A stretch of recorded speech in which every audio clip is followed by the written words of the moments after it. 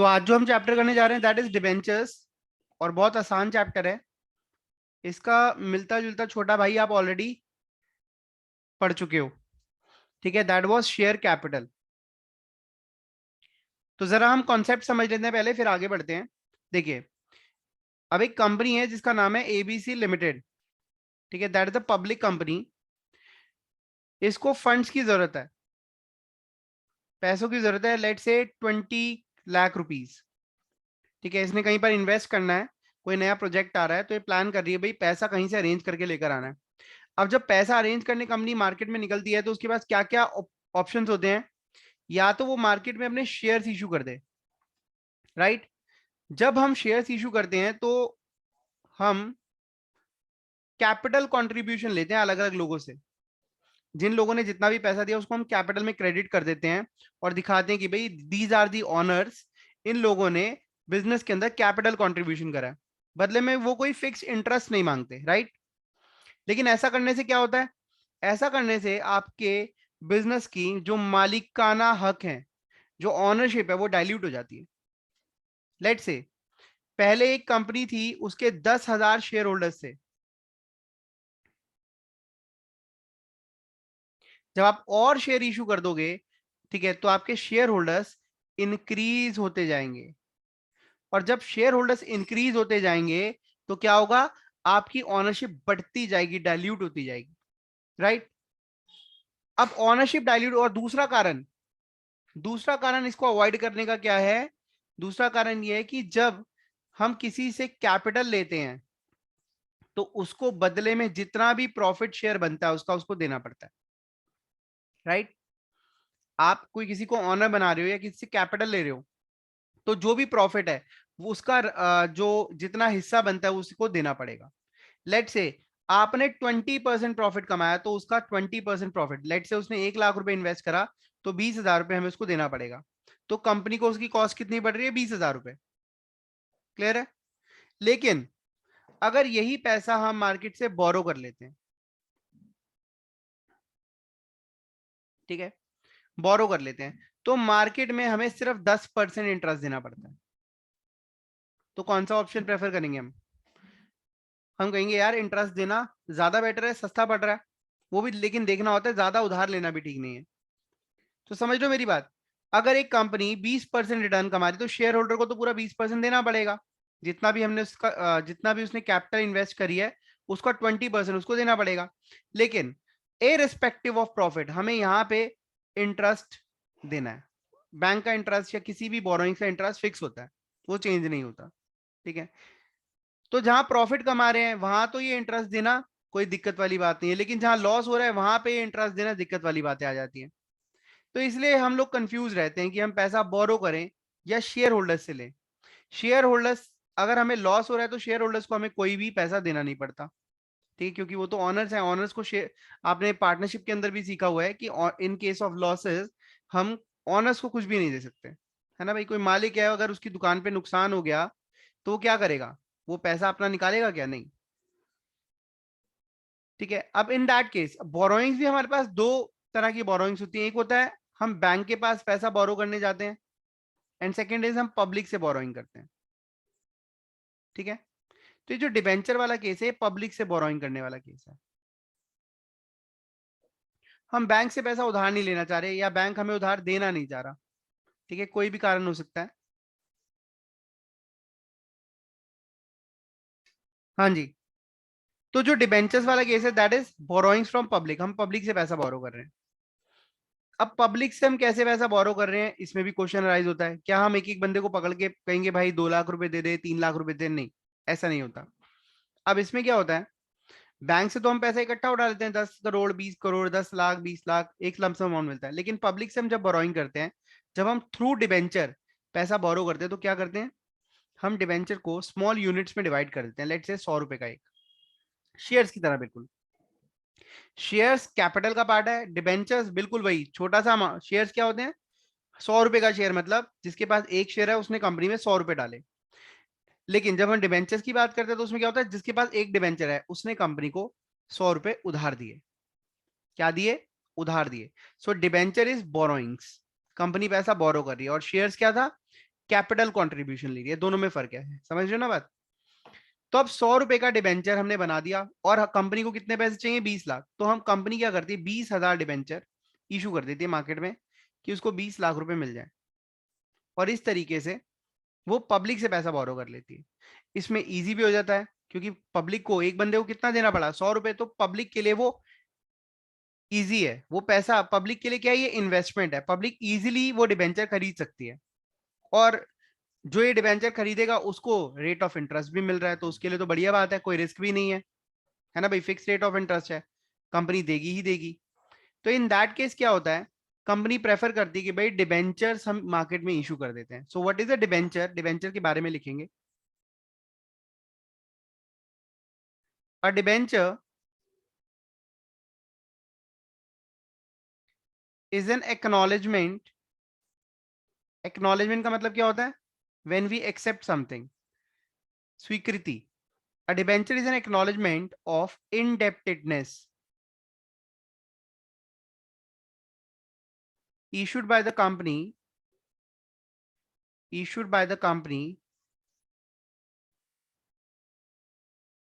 to its debenture holders.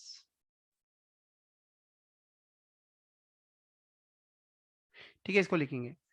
तो debenture क्या है, एक एक्नॉलेजमेंट है, एक्नॉलेजमेंट मतलब एक तरह की रिसीट है, कंपनी जिसमें लिख कर दे रही है आपको कि वो इनडेप्टेड है। इनडेप्टेड मतलब उसने आपसे उधार लिया हुआ है, उसने आपसे उधार लिया हुआ है। Issued by the company, company ने आपको दिया, किसको दिया, डिबेंचर होल्डर्स को, जिससे भी उसने पैसा उधार लिया उसको ये एक्नॉलेजमेंट देती है कि भाई आपको के पास हम डिबेंचर देने हैं। व्हाट डज इट मीन, आपसे हमने पैसा उधार लिया हुआ है। ठीक है, तो हमने बहुत बड़ी बोरोइंग को छोटे छोटे हिस्सों में डिवाइड कर दिया ताकि आम जनता भी हमारी कंपनी में पैसा इन्वेस्ट कर सके और हमें सस्ते रेटों पे, सस्ते रेट ऑफ इंटरेस्ट पे पब्लिक से पैसा मिल जाए, उधार मिल जाए। ठीक है, काफी सारे केसेस होते हैं जब बैंक हमें उधार दे ही नहीं रहा होता। ठीक है, in that case we apply this kind of technique. और बैंक से जब उधार लेना है तो एक लमसम अमाउंट मिलता है ना, उसको बैंक की टर्म्स एंड कंडीशंस के अकॉर्डिंगली हमें पे करना होता है। इसमें हमारी टर्म्स एंड कंडीशंस होती हैं, हम अपने अकॉर्डिंगली इंस्टॉलमेंट्स बना सकते हैं, हम अपने अकॉर्डिंगली पैसा वापस कर सकते हैं। ठीक है जी, आगे चलते हैं। अब बात करते हैं टाइप्स ऑफ डिबेंचर्स के बारे में।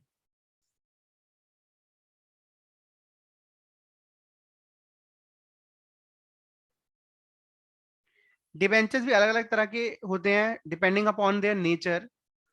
सबसे पहले मैं बात करूंगा, सबसे इंपॉर्टेंट जो है that is on the basis of redemption, on the basis of redemption. ये रिडेम्पशन वर्ड का मतलब होता है रीपेमेंट, ब्रैकेट में लिखना रीपेमेंट, पैसा वापस करना।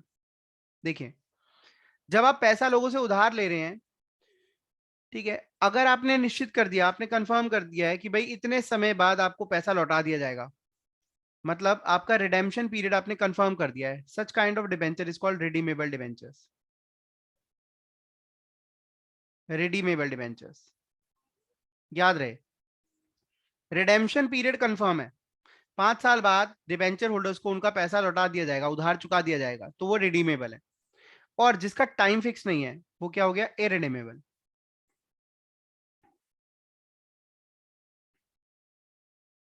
Irredeemable debentures. अब आप कहेंगे कि सर पैसा उधार ले तो लिया, वापस देने का तो टाइम ही नहीं फिक्स करा। यस, जिस केस में टाइम फिक्स नहीं होता that is called irredeemable debentures. In that case जो मैक्सिमम पीरियड होता है as per law that can not exceed 20 years, 20 साल से ऊपर नहीं हो सकता, 20 साल या उससे कम ही हो सकता है।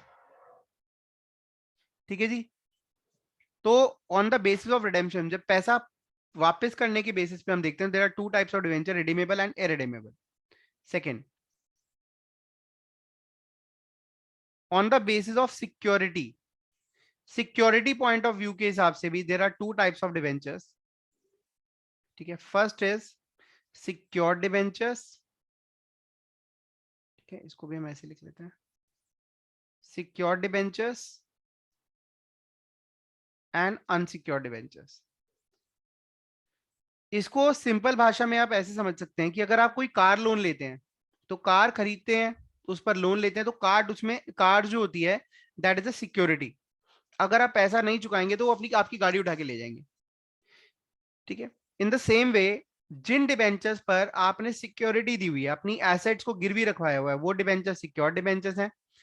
पैसा उधार लिया और बदले में आपने अपनी कोई एसेट गिरवी रखवाई हुई है कि कंपनी पैसा नहीं देती तो एसेट उठा ली जाए, सिक्योर डिबेंचर्स। और अगर कोई एसेट गिरवी नहीं रखवाई हुई तो that will be unsecure debentures. Third,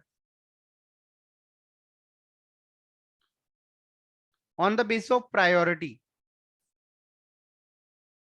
priority priority के बेसिस पे we have two types of debenture, first class debentures और second class debentures. First class debenture मतलब इंटरेस्ट पहले इनको दिया जाएगा, बाद में सेकंड क्लास को इंटरेस्ट दिया जाएगा। उधार चुकाया जाएगा पहले फर्स्ट क्लास का, देन सेकंड क्लास का, ठीक है। तो ये प्रायोरिटी बेसिस पर होते हैं। On the basis of registration, on the basis of registration, registration के बेस पे there are two types of debenture, registered debentures, registered debentures and second one is bearer debenture. आपके हाथ में जो 100 का नोट है उस पे देखना लिखा होता है बियरर करेंसी। इसका मतलब क्या है? बियरर का मतलब क्या है? ये पेन पे में किसी का नाम नहीं लिखा हुआ, मेरे हाथ में तो ये मेरा हुआ। बियरर मतलब हु पोजेस द डिबेंचर, वो उसका है। जिसके पास पोजेशन है, जिसके पास वो वस्तु है, वो डिबेंचर है, वो डिबेंचर का ऑनर वही है। लेकिन रजिस्टर्ड डिबेंचर्स में क्या होता है? There is a register of debentures, जहां पे उसका नाम रजिस्टर कर लिया जाता है। उस पर उसका नाम लिख दिया जाता है कि हाँ भाई ये डिबेंचर हमने इसको अलॉट किया है। फॉर एग्जाम्पल, एक कंपनी ने शिक्षा एट स्कॉलर्स को डिबेंचर अलॉट करे तो उसमें लिखा होगा these debentures are owned by Shiksha at scholars.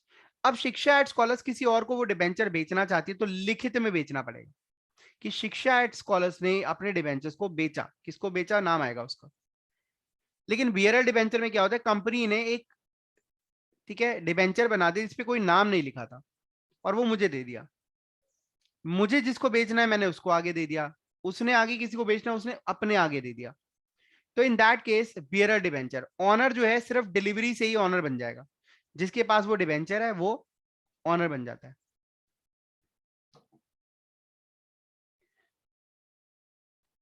Next, fifth, fifth is on the base of coupon rate. ये कूपन रेट क्या होता है? कूपन रेट का मतलब होता है इंटरेस्ट रेट। देखिए, जिन बोरोइंग्स पे इंटरेस्ट फिक्स है, जिन बोरोइंग्स पे इंटरेस्ट फिक्स है उसको हम बोलते हैं फिक्स्ड कूपन रेट डिबेंचर्स। जिन डिबेंचर्स पर रेट ऑफ इंटरेस्ट फिक्स है, ठीक है, फिक्स इंटरेस्ट रेट। कई जो डिबेंचर इशू करते हैं हम उनको बॉन्ड के फॉर्म में इशू करते हैं, ठीक है। अब बॉन्ड के फॉर्म में जब हम उनको इशू करते हैं तो उसमें क्या होता है? हम उस पर कोई इंटरेस्ट पे नहीं करते डिबेंचर होल्डर को। अब आप कहोगे सर अगर आप इंटरेस्ट पे नहीं करोगे तो कोई आपका डिबेंचर आपको उधार देगा क्यों? देखो क्या होता है उसमें। एक 100 रुपए का डिबेंचर है, 5 साल के लिए हमने इशू करा तो हम वो डिबेंचर 60 रुपए में इशू कर देते हैं, ठीक है जी। 60 में इशू करा और जब हम उसको लौटाएंगे पैसा, हम कहते हैं तुझे हम 120 रुपए देंगे या 110 रुपए देंगे, तो उसको कितने का फायदा हो गया? 50 रुपीज का उसको फायदा हो जाता है। 5 साल में 50 रुपीज का फायदा, लगभग लगभग 10% का उसको फायदा हो जाता है, ठीक है। इनफैक्ट ज्यादा ही हो जाता है, ठीक है। मतलब हम उससे उधार लेते हैं 60 रुपए, दिखाते हैं जी हमने 100 रुपए लिया, और बाद में 10 रुपए और दे देते हैं, तो उसको तो हमने 50 रुपीज एक्स्ट्रा दे दिए। तो इंटरेस्ट ना देके हम उसको प्रीमियम दे देते हैं या डिस्काउंट पे इशू कर देते हैं, ठीक है। इसमें कोई डाउट है तो पूछ लो। हाँ जी। एक लास्ट रह गया, सिक्स टाइप ऑफ डिवेंचर, इसको मैं नीचे लिख रहा हूं, space constraint is there. Six type of debenture on the basis of convertibility. जब एक कंपनी डिवेंचर इशू कर रही होती है तो पहली पब्लिक को बता देती है ये डिवेंचर्स कन्वर्टिबल है या नॉन कन्वर्टिबल है, ठीक है। There are two types of debentures, convertible, second is non convertible. इसमें कंपनी ऑप्शन दे देती है कि अगर बाद में आप चाहो तो अपने डिबेंचर्स को कन्वर्ट करवा सकते हो शेयर्स के अंदर, या फिर कोई नए डिबेंचर्स, नए टाइप ऑफ डिबेंचर्स के अंदर, मतलब कंपनी पैसा ना देके वो डिबेंचर आपसे वापस ले लेगी, बदले में आपको शेयर्स दे देगी। और नॉन कन्वर्टिबल में नो कन्वर्जन, इनमें कोई ऑप्शन नहीं होता कि आप उसके बदले में शेयर ले लो। आप, कंपनी आपको पैसा लेती है और पैसा ही वापस करती है। कंपनी ने आपसे पैसा उधार लिया ना, तो बदले में शेयर नहीं देगी, डिवेंचर नहीं देगी, पैसा ही वापस करेगी अगर वो नॉन कन्वर्टेबल है तो। ठीक है, इसमें कोई डाउट है तो पूछ लो। नेक्स्ट टॉपिक है मेरा डिवेंचर्स इन balance sheet. Debentures balance sheet में कहां पर शो करे जाते हैं? ठीक है, तो हम चलते हैं डिवेंचर्स बैलेंस शीट में कहां आते हैं। सबसे पहले आपको ये समझना है, डिवेंचर जो है is a long term borrowing. ये जनरली लॉन्ग टर्म बोरोइंग ही आता है। अब ये लॉन्ग टर्म बोरोइंग क्या होती है? ऐसी उधारी, ऐसी बोरोइंग्स जिसको आपने नेक्स्ट ईयर पे नहीं करना, मतलब 1 साल तक पे नहीं करना, उसके बाद ही पे करना है। लेट से 31 मार्च 2021 को जब मैं अपनी लाइबिलिटीज को देख रहा होता हूं, ठीक है, मैं अपनी लाइबिलिटीज को देख रहा हूं और मुझे दिख रहा है कि ये 31 मार्च 2022 तक मुझे पे नहीं करनी है, तो वो मेरे लिए लॉन्ग टर्म है। समझ आई बात? मैं 21 में देख रहा हूं, क्या मुझे 22 तक वो लाइबिलिटी पे करनी है? नहीं करनी, 22 के बाद ही करनी है, तो वो लॉन्ग टर्म है। अदरवाइज वो लाइबिलिटी करंट लाइबिलिटी में आते हैं। तो ये लॉन्ग टर्म बोरोइंग्स होते हैं। जनरली डिबेंचर्स जो होते हैं वो लॉन्ग टर्म के लिए इशू करते हैं। हाँ, जब जब ये डिबेंचर ड्यू हो जाते हैं, जैसे अब अगले साल इनको हमने पैसा वापस देना है, तो वो शॉर्ट टर्म में आ जाते हैं। ठीक है, then it becomes current liability. तो debenture is a long term borrowing. अब बैलेंस शीट में हम इसे कहां दिखाते हैं, ये देखिए।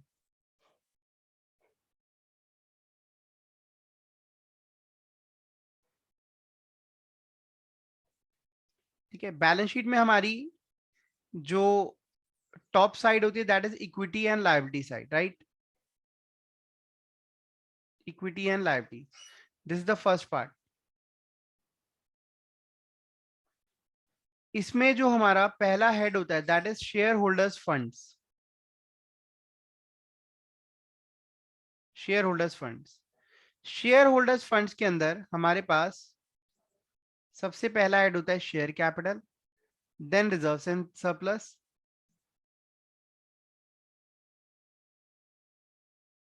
देन एक और हेड होता है that is share application money pending allotment, ठीक है, वगैरह वगैरह। अब आ जाते हैं second head. Second head is non current liabilities.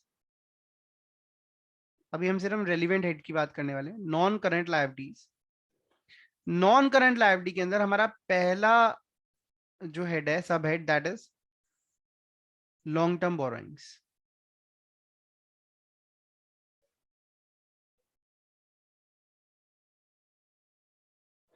अब लॉन्ग टर्म बोरोइंग्स के अंदर हम क्या करते हैं? नोट बनाते हैं। मैंने आपको पहले ही बताया था, बैलेंस शीट के अंदर कुछ भी वैल्यूज जाती हैं वो थ्रू नोट्स टू अकाउंट्स जाती हैं। तो यहां पर हम लेट से नोट्स टू अकाउंट्स बना रहे हैं, नोट्स टू अकाउंट्स। और यहां पे लेट से हमने नोट नंबर 2 बनाया,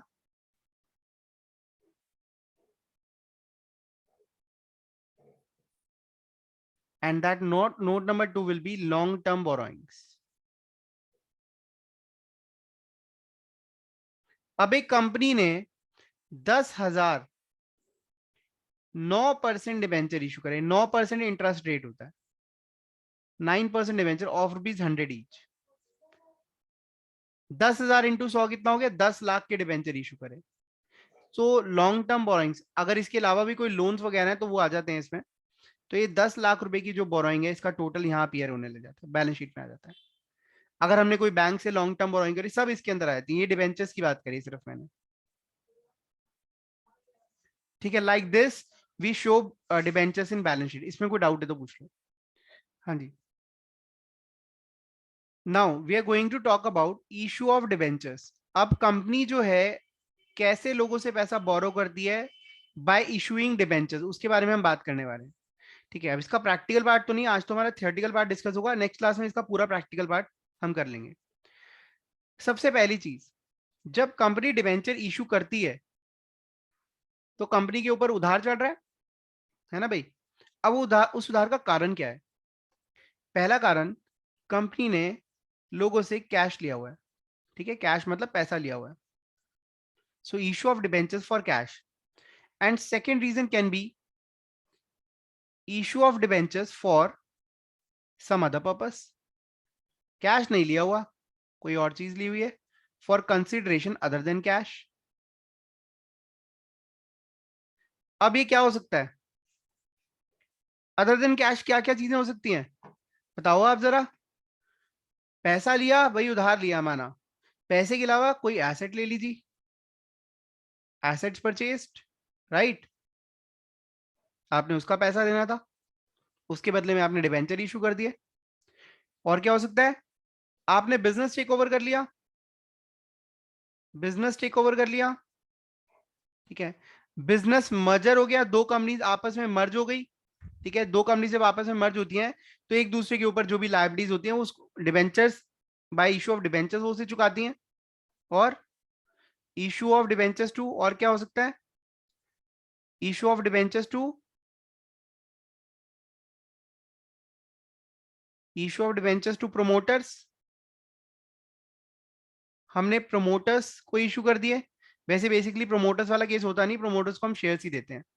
लेकिन इन एनी अदर केस हमने अगर डिबेंचर इशू करे हुए हैं, that will be included in the case for consideration other than cash. Third, third वैसे इसका पार्ट ही है लेकिन मैं उसको अलग से लिख रहा हूं. That is issue of debentures as collateral security. आपने डिबेंचर को ही सिक्योरिटी रखवा दिया. इसका मतलब क्या है, इसका मतलब देखिए, मैं बैंक से लोन ले रहा हूं 10 लाख रुपए का. अब बैंक जब मुझे लोन देता है तो बैंक कहता है कोई ना कोई मुझे एसेट गिरवी रखवाओ, है ना. बैंक बिना सिक्योरिटी के जनरली लोन देता नहीं है. तो मैंने सिक्योरिटी रखवा दी, मेरे पास एक लैंड पड़ा हुआ था, लैंड रखवा दिया, और वो लैंड की कीमत थी 15 लाख. बैंक खुश था. लेकिन बैंक ने अपनी जब वैल्यूएशन करवाई, बैंक कहता है आप बोल रहे हो 15 लाख का आपका लैंड है, मैं नहीं मानता. मैं तो मानता हूँ लैंड की वैल्यू आज की डेट में 8 लाख रुपए. हमने कहा भाई बैंक के हिसाब से चलना पड़ेगा. जब बैंक से फंडिंग लेनी है तो बैंक ने अपने वैल्यूअर बुलाए, कहीं चार्टर्ड अकाउंटेंट्स को बुला के वैल्यू करवा लिया. अब बैंक कहता है ये सिक्योरिटी जो है अंडर वैल्यूड है, मुझे सिक्योरिटी और चाहिए. क्योंकि 10 लाख मैं आपको उधार दे रहा हूँ, 8 लाख रुपए का लैंड है, तो 2 लाख रुपए मेरे तो डूब जाएंगे अगर आप नहीं दे पाए तो इन दैट. और वो कहते हैं कि फिर मैं अनसिक्योर्ड हो जाऊंगा. क्या हो जाऊंगा, अनसिक्योर्ड. अनसिक्योर्ड लोगों को पैसा जो है बाद में मिलता है, लेकिन जिन लोगों के पास डिबेंचर हो उनको पैसा पहले मिल जाता है. तो बैंक कहता है मैं लाइनों में नहीं लगूंगा, जब पैसा लेने वाले आएंगे, आपसे मांगने वाले आएंगे, तो अनसिक्योर्ड जो क्रेडिटर हैं जिनके पास कोई सिक्योरिटी नहीं थी उनको पैसा बाद में मिलता है. मुझे चाहिए प्रायोरिटी, और प्रायोरिटी डिबेंचर होल्डर्स को मिलती है, ठीक है. जब भी आप डिबेंचर के फीचर्स पढ़ेंगे तो डिबेंचर जो है, जो उधार हम डिबेंचर इशू करके लोगों से लेते हैं, पैसा पहले उनको हमें जमा कराना पड़ता है, ठीक है. सबसे पहले सिक्योर्ड क्रेडिटर्स को पैसा देना होता है, जिनको जिनकी हमने कोई एसेट गिरवी रखवा रखी है, ठीक है. तो एसेट बेचकर पहले उनको चुकाना पड़ता है. उसके बाद हमें प्रेफरेंशियल क्रेडिटर्स को, प्रेफरेंशियल क्रेडिटर्स कौन होते हैं, जो नॉर्मल क्रेडिटर्स से ऊपर, जिनको पहले पैसा दिया जाता है, और डिबेंचर्स यहीं कहीं आते हैं. तो डिबेंचर्स को हमें पहले पैसा देना होता है, ओके. उसके बाद आते हैं अनसिक्योर्ड. अनसिक्योर्ड को लास्ट में मिलता है पैसा, बचा कुचा मिलता है, ठीक है. तो वेल, अब हम आगे चलते हैं. तो अब वो कहते हैं कि भाई हम अनसिक्योर्ड नहीं रहना चाहते, ऐसा करो बदले में आप हमें डिबेंचर इशू कर दो. अब हमें डिबेंचर 2 लाख रुपए के डिबेंचर इशू कर दो. तो उसको हम बोलते हैं debenture issued as collateral security. इस डिबेंचर में हमें कोई इंटरेस्ट नहीं देना पड़ता, क्योंकि ये डिबेंचर एज ए सिक्योरिटी रखवाए हैं, हम कोई उधार नहीं ले रहे हैं उनसे, और ठीक है, सिर्फ सिक्योरिटी के लिए, नाम के लिए रखवाए हैं. ये डिबेंचर तब एक्टिवेट होते हैं जब हम उनको पैसा नहीं देंगे, ठीक है, जब हम उनका लोन नहीं चुकाएंगे तब ये एक्टिवेट होते हैं. उससे पहले सिर्फ एज अ सिक्योरिटी, नाम के लिए हमने ये डिबेंचर रखवाने होते हैं. तो दीज आर दी 3 केसेस, ठीक है. अब नेक्स्ट मैं बात करने वाला हूं इशू प्राइस के बारे में, इशू प्राइस ऑफ शेयर और डिबेंचर. देखिए शेयर्स का जब इशू प्राइस डिस्कस हुआ था तो we were having 2 cases, par and premium. यहां पे we have 3 cases, issue at par, issue at premium and issue at discount. ठीक है, पार का मतलब क्या है, एक डिबेंचर की फेस वैल्यू है 100 रुपए और आप उसको इशू कर रहे हो 100 रुपए पे। ठीक है, फेस वैल्यू क्या होती है, बोरोड वैल्यू, जो पैसा आप बोरो कर रहे हो, जितना आप लाइबिलिटी में दिखाओगे वो फिक्स होती है। प्रीमियम का मतलब क्या है, फेस वैल्यू है 100 रुपए लेकिन आप उसको इशू कर रहे हो 120 रुपए पे या 110 पे। Any price, any price above face value.